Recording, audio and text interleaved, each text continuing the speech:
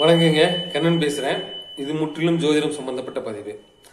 இந்த பதிவை என் குருமார்களை வணங்கி அவர்களின் ஆசியுடன் பதிவேற்றம் செய்கிறேன். நான் இன்னைக்கு நம்ம என்ன பார்க்கலாம்னா, சுக்கிர திசையில் கேது புத்தியை பத்தி பார்க்கலாம்.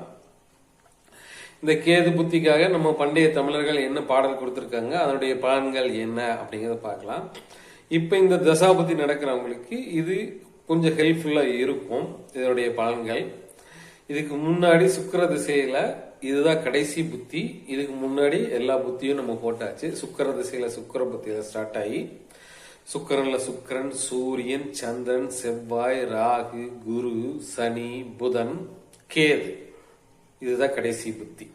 இதுக்கு முன்னாடி கேது திசையில எல்லா புத்திகளும் நம்ம போட்டுட்டோம். அதனால நம்ம சேனலை சப்ஸ்கிரைப் பண்ணி உள்ள போய் பார்த்தீங்கன்னா இந்த வீடியோ, இந்த தசாபுத்திகள் தெரிஞ்சுக்கணும்னு நினைக்கிறவங்க, யாருக்காக நடந்து தெரிஞ்சுக்கணும்னு நினைக்கிறவங்க சப்ஸ்கிரைப் பண்ணி உள்ளுக்குள்ள போய் பார்த்தீங்கன்னா அதனுடைய வீடியோ இருக்கும். இதுல என்ன பலன்கள் கிடைக்கும் அப்படிங்கிறத, இது முழுமையான பொது பலன் தான். இது முழுமையான பொது பலன் தான். ஃபுல் டீடைல்ஸ் அந்த வீடியோல கொடுத்துருக்கேன் நான். நீங்க அந்த வீடியோவை போய் பாருங்க. நன்றி. இப்ப நம்ம சுக்கிர திசையில கேது புத்தியினுடைய பலன்கள் பார்ப்போம். இதுக்காக நம்ம பண்டைய தமிழர்களால் கொடுக்கப்பட்டுள்ள பாடல் என்ன அப்படின்னா, இட்டமாம் வெள்ளிதன்னில் கேது ஈரேழு மாதம், துட்டமான மிருகத்தாலே துன்பம் மிக உண்டாமே, அட்டமா மனையாதன்னில் அனுபோகத்தினாலே நோயாம், திட்டமாவிடம் தாம் வீட்டில் தீண்டியே மேலும் தானே. இதுக்கு உண்டான அர்த்தம் என்ன, இதனுடைய விளக்கம் என்ன, பொருள் என்ன அப்படின்னம்னா, இட்டமாம் வெள்ளிதன்னில் கேது ஈரேழு மாதம், அதாவது மொத்தம் 14 மாசங்க. 14 மாசம்னா உங்களுக்கு 1 வருஷம் 2 மாசம், சரிங்களா? அதுக்கப்புறம் துட்டமான மிருகத்தினாலே, உக்கிரமான விலங்குகள்னாலே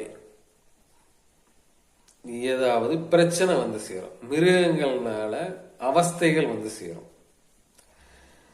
அதுக்கப்புறம் அனுபோகத்தினாலே, அட்டமான மனையால் தன்னில், தன்னுடைய மனைவியினோடு கலவியில் ஈடுபடுவதனால் நோய்கள் வந்து சேரும், ஏதாவது துன்பம் வந்து சேரும் அப்படின்னு சொல்லி சொல்றாரு. திட்டமாய்விடம் தாம் வீட்டில் தீண்டியே மேலும் தானே, அதாவது விஷ ஜந்துக்களால் தாம் வீட்டுக்குள்ளார வந்து ஏதாவது பிரச்சனை, ஏதாவது தீண்டிட்டு போயிடும், ஏதாவது பிரச்சனை பண்ணி விட்டு போயிடும் அப்படின்னு சொல்லி சொல்றாங்க. இதுதான் இந்த கேது தசா புத்திக்காக, அதாவது சுக்கிர திசையில் கேதுவுடைய புத்திக்காக கொடுக்கப்பட்டுள்ள பலன்கள். இது அப்படியே நடந்துருமா? நடக்கிறதுக்கு வாய்ப்புகள் இருக்கு. ஆனாலும் நான் சொல்வது போல் லக்னாதிபதி, தசாநாதன், புத்திநாதன் எந்தெந்த பாவகத்தில் நடத்துகிறாங்க, தசாநாதனுக்கு கட்டுப்பட்டே புத்திநாதன் வேலை செய்வார். தசாநாதன் எந்த பாவகத்தில் இருக்கிறார், கேது எந்த பாவகத்தில் இருக்கிறார். பொதுவாக கேது ஒரு பாவத்தில் இருந்தார்னா அந்த பாவத்தை சுருக்குவார், வளர்த்த மாட்டார். ராகு ஒரு பாவத்தில் இருந்தார்னா அந்த பாவகம் நல்ல பாவமோ கெட்ட பாவமோ அப்படியே பெருகிட்டே போகும். கேதுவனுடைய பாவகம் பார்த்தீங்கன்னா சுருங்கிட்டே வரும்.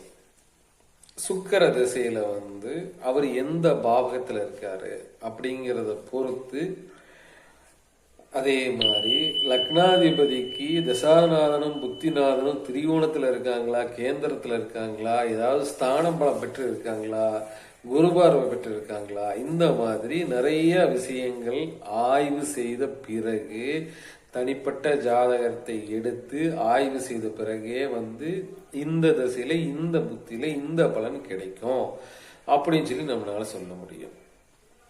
7ஆம் இடத்துல இருந்து தசாபுத்திகள் ஒரு சமயம் நடந்தால் சொன்ன மாதிரி அட்டமா மனையாதன்னில் அனுபோகத்தினாலே நோயாம். 7ஆம் இடம் மட்டுமா? கிடையாது. 7ஆம் இடம் அல்லது காம திரிகோணம் சொல்லக்கூடிய 7, 3, 12ஆம் இடங்கள்ல இந்த விஷயங்கள் நடக்கிறதுக்கு வாய்ப்புகள் அதிகம்.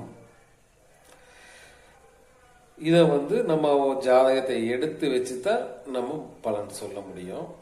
நம்ம சேனலை தொடர்ந்து பாருங்க, சப்ஸ்கிரைப் பண்ணுங்க. நன்றி, வணக்கம்.